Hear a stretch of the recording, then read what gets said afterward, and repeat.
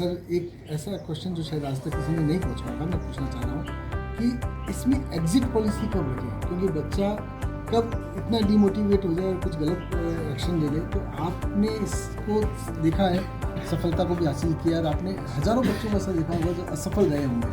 तो एक कोई एग्जिट पॉलिसी का भी आपको एक क्राइटेरिया आपको लगता है कि इस तरह से आपको सोचना चाहिए कि बच्चे को अब लग जाना चाहिए, नहीं ये ऐसा समय है जब मेरे को इससे एग्जिट कर देना चाहिए?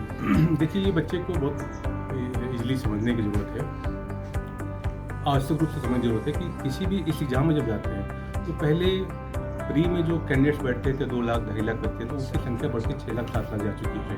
अब जो पहले मेंस में 10,000 15,000 बच्चे क्वालिफाई होते थे, अब वो 30,000 35,000 संख्या के आधार पर क्वालिफाई करते हैं। अब जो सीटें अमूमन देखेंगे कि वो लगभग 1000 के आसपास है, तो वह 1000 के आसपास है, लेकिन कैंडिडेट्स डबल हो जा रहे हैं, ट्रिपल हो जा रहे हैं। तो कंपटीशन नो डाउट वो बढ़ा है। तो जब कंपटीशन बढ़ा है तो जो भी बच्चे सीरियसली, मुझे लगता है कि प्री क्वालिफाई कर लेते हैं, मेंस क्वालिफाई कर लेते हैं या इंटरव्यू क्वालिफाई कर लेते हैं, फेलियर के 3 ही फेज हैं, या तो प्री क्वालिफाई करके आप बाहर हो गए, या मेंस क्वालिफाई करके बाहर हो गए, या इंटरव्यू क्वालिफाई करके बाहर हो गए। फाइनली सिलेक्शन तो कुछ बिरले लोगों को, 1000 लोगों की संख्या हर साल होती है। लेकिन मेरा ये मानना है, इस प्रक्रिया के दौरान मैंने ये देखा है कि जिसने मन के साथ, लगन के साथ और एक डेडिकेशन के साथ प्रिपरेशन किया, तो अगर अगर उसका सिलेक्शन ना भी होता है तो वो इतना उसको एक तरह से नॉलेजेबल होता है, इतना उसको एक व्यापक उसका दायरा मिलता है कि अगर वो कुछ भी स्टार्ट करेगा तो उसमें कोई उसको मात नहीं दे सकता। क्योंकि यूपीएससी ऐसी प्रिपरेशन है जो आपके कॉन्सेप्ट को मजबूत करती है, आपकी गंभीरता को परखती है, आपके विचारों को पकड़ती है, आपकी विचारधारा को पकड़ती है, और आपके माइंड का क्या 360 डिग्री को मापने का प्रयास होता है। और इंटरव्यू यूपीएससी का इतना बेहतर एक सेगमेंट होता है जिसमें कि वो आपको जानना चाहते हैं, मतलब आप क्या हैं और यहाँ पे आए हैं तो आप क्या करना चाहते हैं सोसाइटी के लिए, देश के लिए, राज्य के लिए।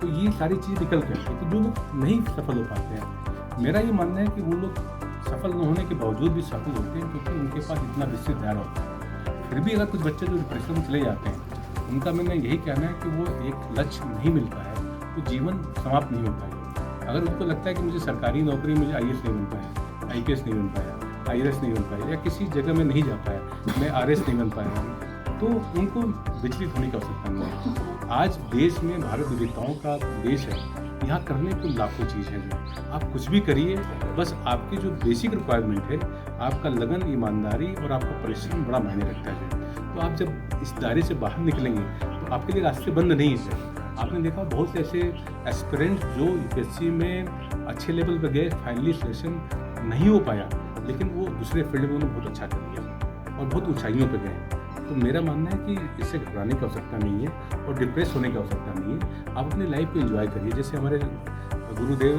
सदगुरु श्री केशव महाराज जी का यही कहना है कि ब्लिसफुल लाइफ होनी चाहिए, जो आनंदमय जीवन होना चाहिए। तो आनंद तब आएगा जब आप किसी सर्विस को लेके, किसी जॉब को लेके, किसी भी काम को लेके, चाहे वो मीडिया काम है, चाहे डॉक्टर्स हैं, इंजीनियर्स हैं, चाहे वो कोचिंग लाइन है या स्टूडेंट्स और टीचर्स की बात करें, हम जो है किसी भी फील्ड के बारे में, हम पॉलिटिक्स की बात करें, जब तक उसमें आनंद नहीं होगा, जब तक उसमें एक अच्छी समझ नहीं होगी, तब तक लाइफ का कोई मतलब नहीं है।